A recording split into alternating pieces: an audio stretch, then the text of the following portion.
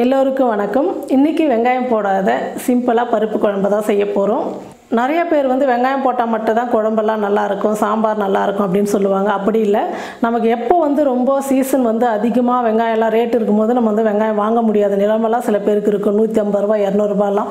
அப்போல்லாம் நம்ம இந்த மாதிரி சிம்பிளாக வெங்காயம் போடாமல் குழம்பு செஞ்சு பார்க்கலாம். அப்படி செஞ்சிங்கன்னா உங்களுக்கே தெரியும், வெங்காயம் போடாமல் இந்த அளவுக்கு ருசியான ஒரு சாம்பாராக பருப்பு குழம்பு அப்படின்னு நீங்களே ஆச்சரியப்படுவீங்க. ரொம்ப ஈஸியாக சுலபமாக வெங்காயம் இல்லாமல் பருப்பு குழம்பு தான் இன்றைக்கி செய்ய போகிறோம். வாங்க எப்படி செய்யுதுன்னு பார்க்கலாம்.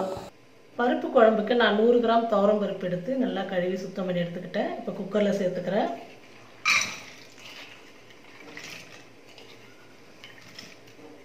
3 தக்காளி 2 பீஸாக கட் பண்ணி எடுத்துக்கிட்டேன், அதையும் சேர்த்துக்கிறேன். 4 வரமிளகாய் சின்ன சின்னதாக கட் பண்ணி எடுத்துக்கிட்டேன், அதையும் சேர்த்துக்கிறேன். இப்போ பருப்புக்கு தேவையான அளவுக்கு தண்ணி ஊற்றிக்கலாம்.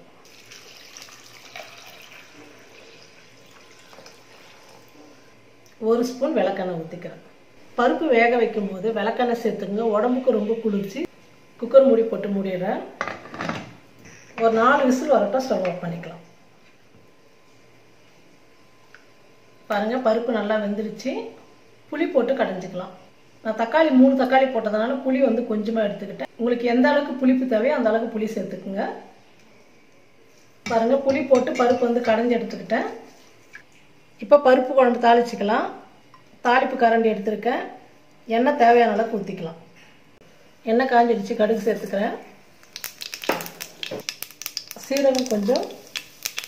பருப்பு குழம்புக்கு முக்கியமாக நம்ம உளுத்தம் பருப்பு சேர்த்துக்கணும். ரொம்ப மணமாக நல்லாயிருக்கும். பருப்பு நல்லா வந்துடுச்சு. இப்போ கருவேப்பிலை சேர்த்துக்கிறேன். எல்லாம் நல்லா வந்துடுச்சு. இப்போ சாம்பாரில் ஊற்றிக்கலாம்.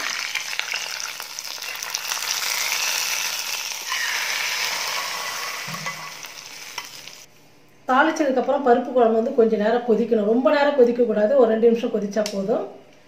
இந்த பருப்பு குழம்பு நம்ம வெங்காயம் பூண்டு எதுவுமே சேர்க்காம செய்யறதுனால சிம்பிளான குழம்பு தான் இது. ரொம்ப ஈஸியாக நம்ம வீட்டில் வெங்காயம் இல்லை பூண்டு இல்லை அப்படின்னா உடனே வீட்டில் இருக்கிற பருப்பு வச்சு தக்காளி வச்சு சாம்பார் செஞ்சலாம். ஆனால் ரொம்ப சுவையாக சூப்பராக இருக்கும். வெங்காயம் போடுறத விட இந்த குழம்பு ரொம்ப நல்லாயிருக்கும். இந்த பருப்பு குழம்பு ஒரு 2 நிமிஷம் நல்லா கொதிக்கட்டும். பருப்பு கடையும் போது கொஞ்சமாக உப்பு போட்டுருந்தேன், உப்பு பத்தலை, இன்னும் கொஞ்சம் உப்பு சேர்த்துக்கிறேன். சாம்பார் 2 நிமிஷம் நல்லா கொதிச்சிடுச்சு. பாருங்கள், வெங்காயம் பூண்டு இல்லாமல் சாம்பார் சூப்பராக செஞ்சுருக்கோம். ரொம்ப சிம்பிளான சாம்பார், ஆனால் ரொம்ப நல்லாயிருக்கும். நீங்களும் இந்த மாதிரி செஞ்சு பாருங்கள். செஞ்சு பார்த்துட்டு எப்படி இருக்குன்னு சொல்லிட்டு கமெண்ட் பண்ணுங்கள், ஷேர் பண்ணுங்கள். நன்றி.